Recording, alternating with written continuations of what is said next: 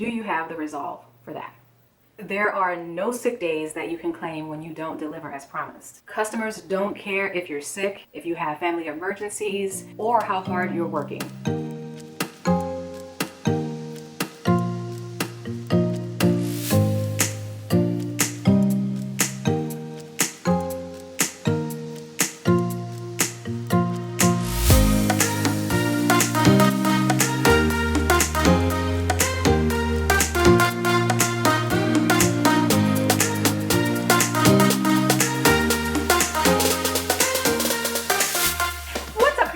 I'm Dion from thecreativefounder.com, all up in your building. If you are a coach, content creator, or an entrepreneur looking to grow your brand's reach, income, and impact, then you are in the right place. If you are a returning subscriber, well, you know how this thing goes. If you're new to my channel, welcome and hello. And today, boss, we're going to be sipping some tea, and it is piping hot. And we're getting all the way real on how to be an entrepreneur and talk about this thing called entrepreneur life. Today, we're going to talk about 9 things that you absolutely need to know before you take the leap into entrepreneurship. And today, everybody's an entrepreneur. Hi. Sheena, look into the camera. Introduce yourself to the creative people. Party people? No. What's up, creative people? Tell them what you do. I'm Sheena. I'm an entrepreneur. But what do you do? I'm an entrepreneur. Sheena, what is the job that you do? Entrepreneuring. Sheena, what does your company do? Entrepreneurship. See what I mean? That's what I do. It's quite the trendy thing to be an entrepreneur today. And to be quite honest, there are no limits on who can become a great entrepreneur. And you don't have to have a college degree, and you don't have to have millions of dollars in the bank. Although you do need some money. And you also need these 9 things if you want to be a successful entrepreneur. So by the end of our time together, you are going to know whether this thing called entrepreneurship is for you, or if you're better suited to draw a consistent salary from an employer. So are you ready to be an entrepreneur? Let's get started. Now, I know I said at the top of this video that you really don't need millions of dollars, but you do need some money. And the amount of money is going to depend on a couple of things: the type of business that you're going into and your living expenses. You will need money to cover your day-to-day living expenses while you're not drawing a weekly salary from an employer. And you'll also need funds to cover any setup expenses for your new business. Back in 2011, I decided I wanted to be a full-time entrepreneur.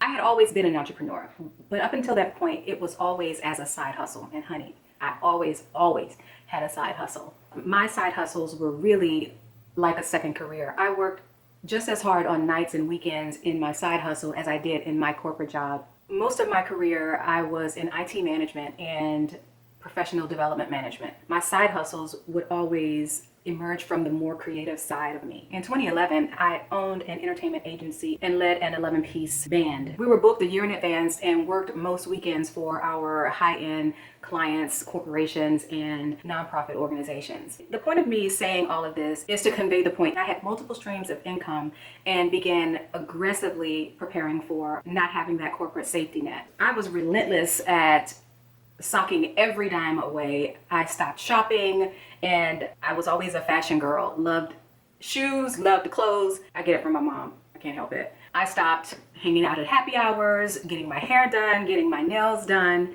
It was all business all the time. And by the end of 2011, I had managed to save $80,000.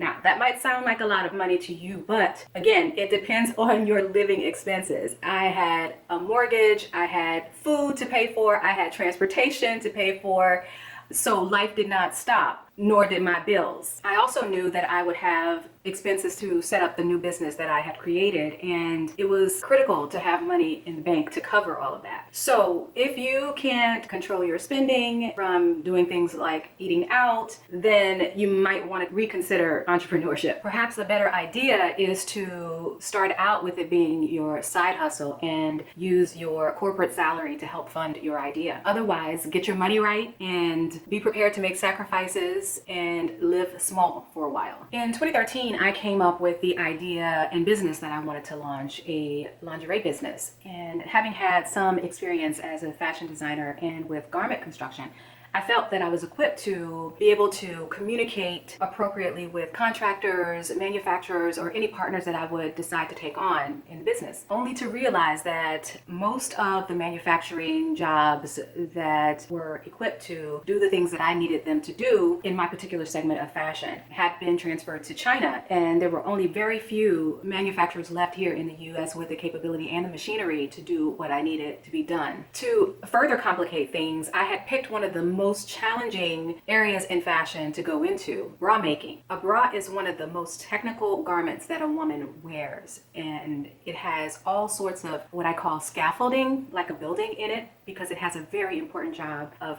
keeping us in place. And women have varying preferences when it comes to the types of bras that they like. We place pretty high demand on our foundational garments, both in our preferences, but also the physical aspect of it. We really put a lot of weight in some cases on those things, and so it's really important that they are made properly. So not only was it a steep learning curve for me to develop these garments properly, but I then had to turn around and do all of the sourcing of the fabrics and all of the components that comprise a bra. And honestly, very often a bra can be comprised of 50 or more little bitty components. So I spent nearly 3 years researching, developing, perfecting my patterns, and pulling together all of the components that I needed in order to sell my bras. And I did this without a corporate safety net. When I finally got to the end of the development stage, I then had to solve another problem. I had to figure out how to, in an innovative way, sell custom products so that I could co-create with the customer, where the customer could have a large say in the design of their particular bra. And I had to figure out a way to do that, minimizing the number of touch points so that I don't drive the cost of making it up any higher than it would already be. But you might think that learning online from a coach, from a book, on YouTube, doesn't have a cost associated with it. But as an entrepreneur, you get to know very quickly.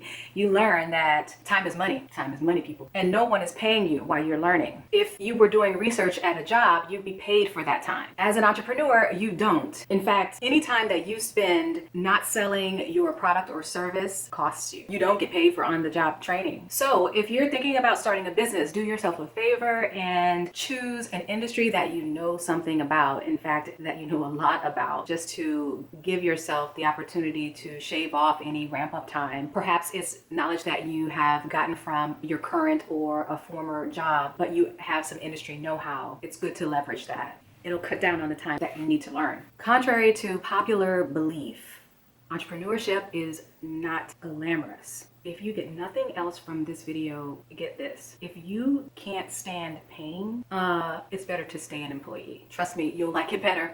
There comes a time when every entrepreneur experiences pain, and for a prolonged time.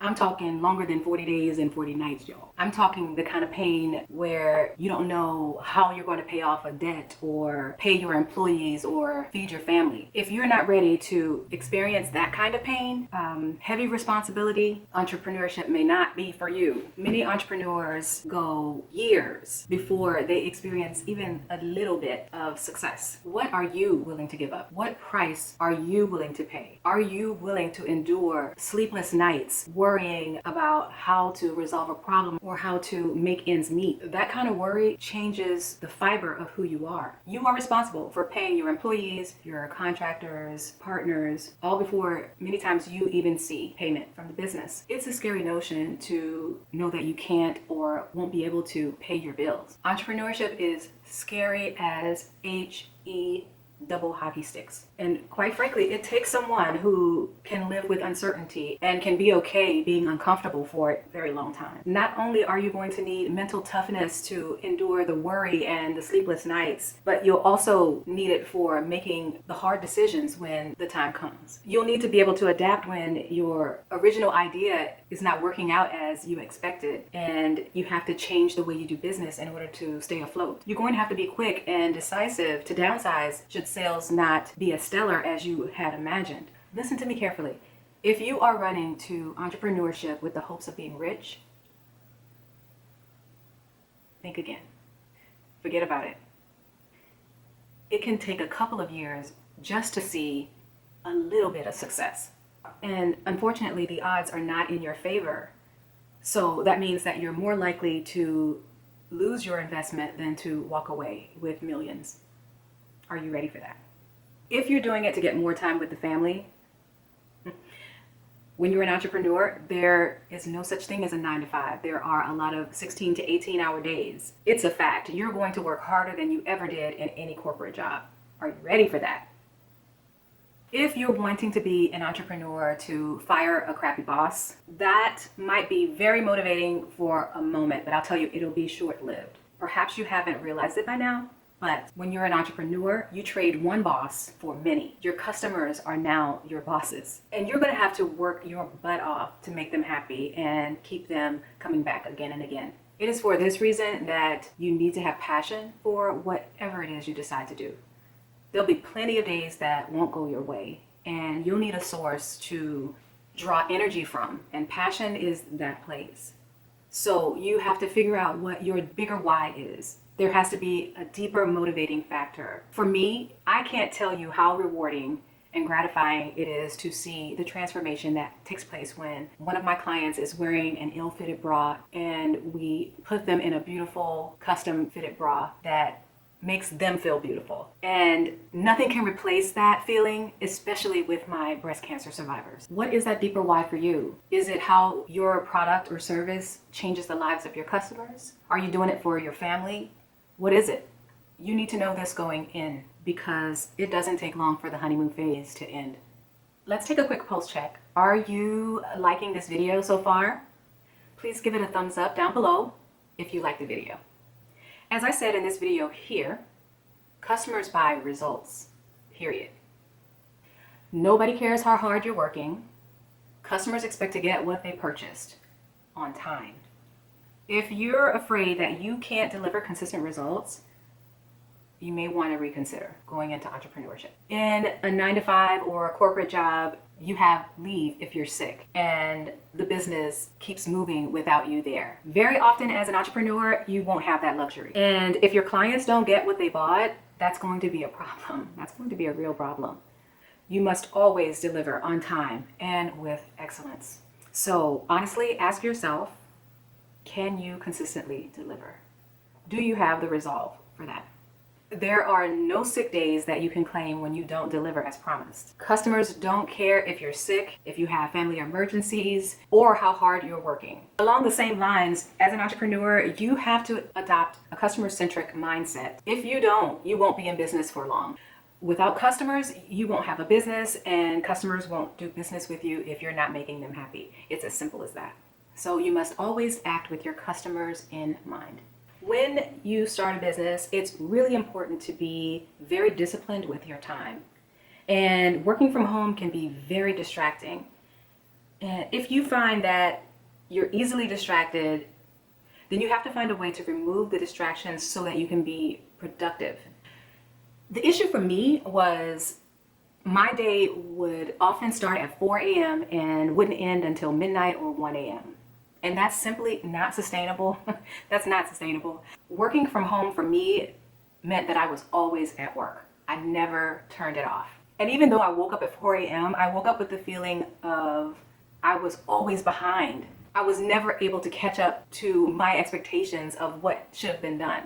That mindset caused me to neglect other parts of my life. My health, my weight, my emotional state, my relationships, all of those things were negatively impacted by that mindset. And I was working on little to no sleep. It's a hard habit to break. That's why you need discipline. It's required for both extremes, for the unfocused and for the hyper-focused. Neither situation is good. I would often hear from friends, Dion, you have got to find balance. It's tough to do that when you're operating from a space of never being happy with your productivity and having the pressure of wanting to get your business off the ground. And on top of that, you have limited resources. So you're everything to the business. And if you stop working, the business stops. So don't fall prey to that. Don't fall prey to that line of thinking. Your business will be there. You just have to maximize the time that you do devote to your business, be hyper-focused, and remove all distractions. So give 100% effort during the hours that you set for yourself. Be savage about that. without distraction. Give yourself a limited time to focus on individual tasks so that you maximize that time and the effort and you're able to knock it out a lot faster. So that you teach yourself to knock things out in the allotted time that you have. You also want to develop a morning routine that allows you to be as productive as possible. It all starts in the morning.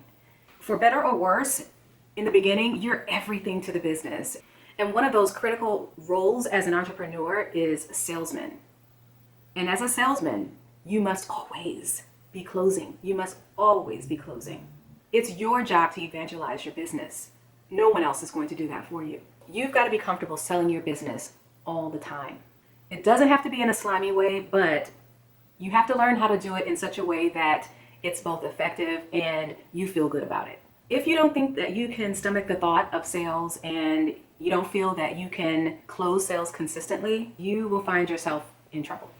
As a business owner, you will be selling most of the time, whether you're networking at a social event or pitching to investors or trying to secure a new customer. You are always selling your business.